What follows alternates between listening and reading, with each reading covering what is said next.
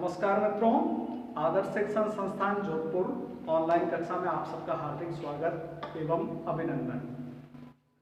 कक्षा 10वीं विषय हिंदी कालांश 1 अध्याय संख्या 12 प्रकरण स्त्री शिक्षा विरोधी कुतर्कों का खंडन अर्थात विरोध, भाग संख्या 3।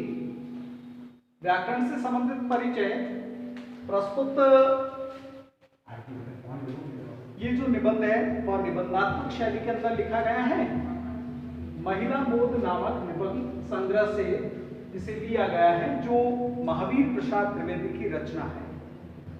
सितंबर 1914 को सरस्वती नामक पत्रिका में पढ़े लिखे लोगों का पांडित्य शीर्षक से यह प्रकाशित हुआ।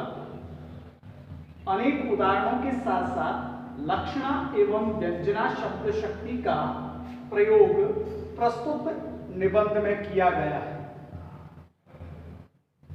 दुहु धनवाक्य दुर्वाक्य विसर्ग संधि का प्रस्तुत शब्द के अंदर प्रयोग किया गया है। ध्यान देते हैं गतांक से आगे। वेदों को प्राय सभी हिंदू ईश्वर द्वारा रचित मानते हैं, इसलिए ईश्वर को वेद मंत्रों की रचना अथवा उनका दर्शन विश्ववरा आदि स्त्रियों से करावें और हम उन्हें ककरा पढ़ाना भी पाप समझे। ककरा शब्द का अर्थ होता है आरंभिक ज्ञान। शीला और विजया आदि कौन थी, वे स्त्रियां थी या नहीं, बड़े बड़े पुरुष कवियों से आदृत हुई हैं या नहीं, श्रांगधर पद्धति में उनकी कविता के नमूने हैं या नहीं, बौद्ध ग्रंथ त्रिपिटक के अंतर्गत थेरी गाथा में जिन सैकड़ों स्त्रियों की पद्य रचना उद्धृत हैं, वे क्या अनपढ़ थी। क्रमशः इस प्रकार के अनेक प्रश्न महावीर प्रसाद द्विवेदी ने किए हैं। जिस भारत में कुमारिकाओं को चित्र बनाने, नाचने, गाने बजाने, फूल चुनने, हार गूंथने, पैर मलने की कला सीखने की आज्ञा थी, उनको लिखने पढ़ने की आज्ञा नहीं थी। कौन विद्वान ऐसी बात अपने मुख से निकालेगा, और कोई निकाले भी तो उन्हें कौन मानेगा। अत्रि की पत्नी धर्म विषय पर व्याख्यान देते समय घंटों पांडित्य अर्थात विद्वता प्रकट करे, गार्गी बड़े बड़े ब्रह्मवादियों को हरा दे, मंडन मिश्र की सहधर्मणी अर्थात पत्नी शंकराचार्य के छक्के छुड़ा दे। छक्के छुड़ाना मुहावरे का अर्थ होता है, जिसका अर्थ होता है आश्चर्यचकित कर देना या उसे सोचने समझने पर विवश कर देना। गजब अर्थात आश्चर्य, इससे अधिक भयंकर बात और क्या हो सकेगी। यह सब पापी पढ़ने का अपराध है, अर्थात ये पाप किस लिए हुआ, पढ़ने के कारण। अगर वे नहीं पढ़ती, न वे पूजनीय पुरुषों का मुकाबला करती। यह सारा दुराचार स्त्रियों को पढ़ाना ही उसका कुफल अर्थात दुष्परिणाम है। समझे स्त्रियों के लिए पढ़ना कालकूट अर्थात जहर और पुरुषों के लिए पीयूष अर्थात अमृत का घूंट है। ऐसे ही उदाहरण और दृष्टांतों के आधार पर कुछ लोग स्त्रियों को अनपढ़ रखकर भारतवर्ष का गौरव बढ़ाना चाहते हैं। मान लीजिए कि पुराने समय में भारत की एक भी स्त्री पढ़ी लिखी नहीं थी। नहीं सही, उस समय स्त्रियों को पढ़ाने की जरूरत न समझी गई हो, पर अब तो है, इसलिए पढ़ाना चाहिए। हमने सैकड़ों पुराने नियमों, आदेशों और प्रणालियों को तोड़ दिया है या नहीं। तो चलिए स्त्रियों को अनपढ़ रखने की इस पुरानी चाल को भी तोड़ दें। हमारी प्रार्थना तो यह है कि स्त्री शिक्षा के विपक्षियों को क्षण भर यानी कुछ सेकंड के लिए भी इस कल्पना को अपने मन में स्थान नहीं देना चाहिए कि पुराने समय में यहाँ की सारी स्त्रियां अनपढ़ थी अथवा उन्हें पढ़ने की आज्ञा नहीं थी।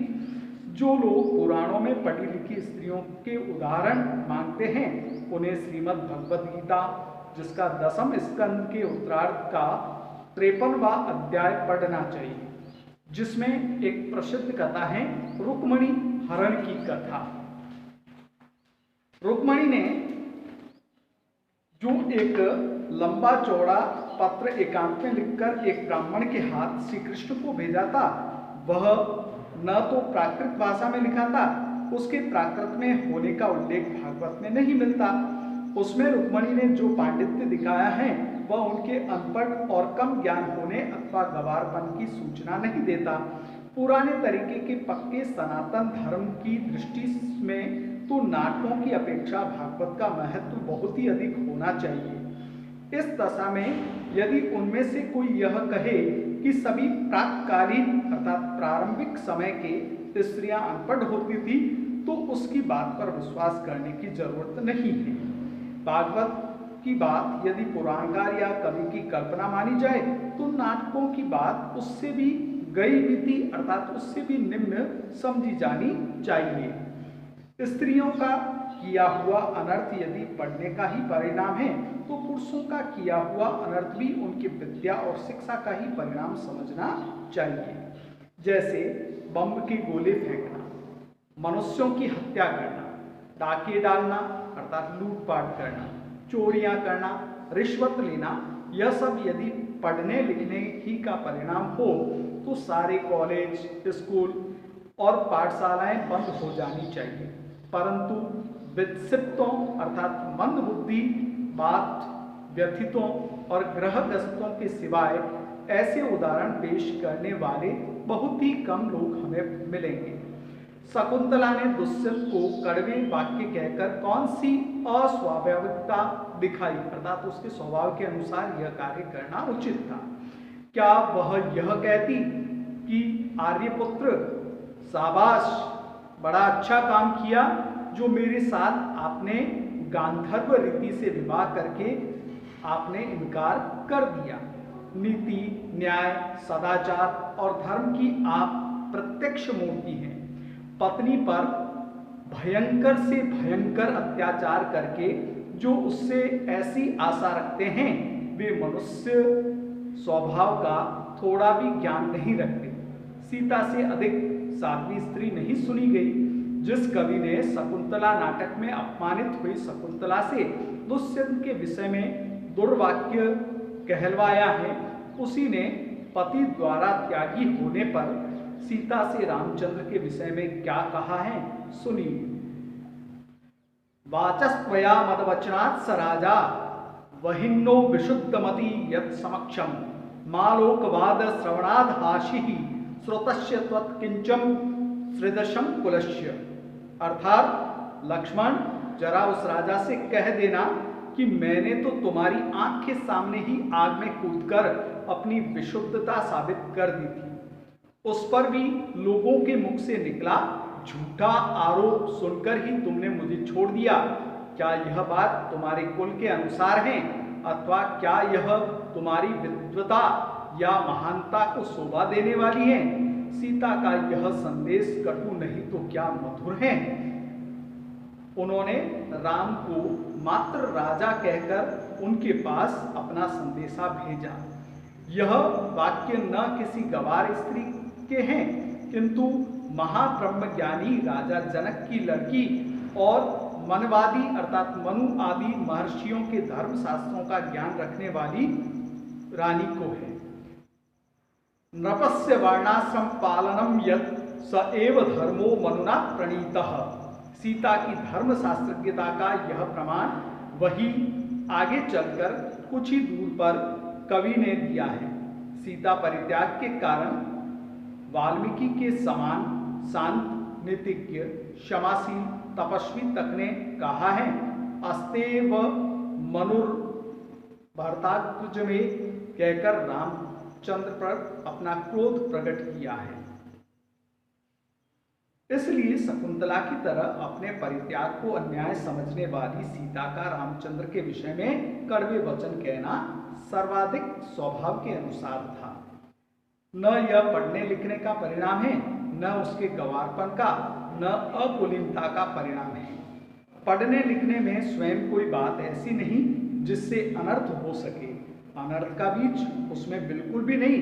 अनर्थ पुरुषों से भी होते हैं, अनपढ़ों और पढ़े लिखे दोनों से अनर्थ होते हैं। अनर्थ दुराचरण और पाप रूपी आचरण के कारण और ही होते हैं और वे व्यक्ति विशेष का चाल चलन अर्थात आचार व्यवहार देखकर जाने भी जा सकते हैं। इसलिए स्त्रियों को अवश्य पढ़ाना चाहिए। जो लोग यह कहते हैं कि पुराने समय में यहाँ स्त्रियां न पढ़ती थी अथवा उन्हें पढ़ने की सुविधा थी, वे या तो इतिहास में अनभिज्ञता अर्थात अभिज्ञता नहीं रखते या जानबूझकर लोगों को धोखा देते हैं। समाज की दृष्टि में ऐसे लोग दंड देने योग्य हैं, क्योंकि स्त्रियों को निरक्षर अर्थात अनपढ़ रखने का उपदेश देना समाज का विरोध एवं अपराध करना है। समाज की उन्नति में बाधा डालना है। शिक्षा बहुत व्यापक यानी विस्तृत शब्द है, उसमें सीखने योग्य अनेक विषयों को शामिल किया जा सकता है। पढ़ना लिखना भी उसी के अंतर्गत आता है। इस देश की वर्तमान शिक्षा प्रणाली अच्छी नहीं, इस कारण यदि कोई स्त्रियों को पढ़ाना अनर्थकारी समझे तो उसे उस प्रणाली का संशोधन करना या करवाना चाहिए। खुद पढ़ने लिखने को दोष न देना चाहिए। लड़कों ही की शिक्षा प्रणाली कौन सी बड़ी अच्छी है? प्रणाली बुरी होने के कारण क्या किसी ने यह राय दी है सारे स्कूल और कॉलेज बंद कर दिए जाएं? आप खुशी से लड़कियों और स्त्रियों की शिक्षा की प्रणाली का सुधार कीजिए। उन्हें क्या पढ़ाना चाहिए, कितना पढ़ाना चाहिए, किस तरह की शिक्षा देनी चाहिए, कहाँ पर देनी चाहिए, घर में या स्कूल में, इन सभी बातों पर बहस कीजिए, विचार कीजिए। जैसा मन में आए वैसा कीजिए, पर ईश्वर के लिए यह न कहिए कि स्वयं पढ़ने लिखने में कोई दोष है। वह अनर्थकर हैं, वह अभिमान का उत्पत्ति दाता है, वह घर के सुख का नाश करने वाला है। ऐसा कहना 100% झूठ है। प्रस्तुत पाठ में महावीर प्रसाद द्विवेदी हमसे कहना चाहते हैं कि स्त्रियों को शिक्षा देनी चाहिए।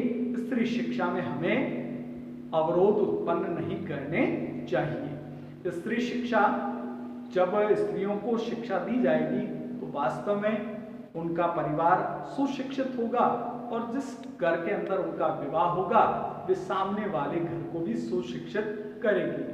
अर्थात स्त्री शिक्षा से दो परिवार शिक्षित होते हैं, इसलिए स्त्री शिक्षा को महत्व दिया जाए। आज के गृह कार्य की तरफ हमारा ध्यान। प्रश्न संख्या 1, द्विवेदी जी ने स्त्री शिक्षा के संबंध में कौन कौन से तर्क दिए हैं? प्रश्न संख्या 2, स्त्री शिक्षा समाज में पतन का कारण नहीं वरन समाज विकास की सीढ़ी है। स्त्री शिक्षा पर अपने विचार लिखिए।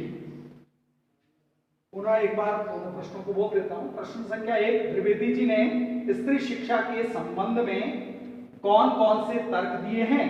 प्रश्न संख्या 2, स्त्री शिक्षा समाज में पतन का कारण नहीं वरन समाज विकास की सीढ़ी है। स्त्री शिक्षा पर अपने विचार लिखिए। धन्यवाद। आज के लिए इतना ही।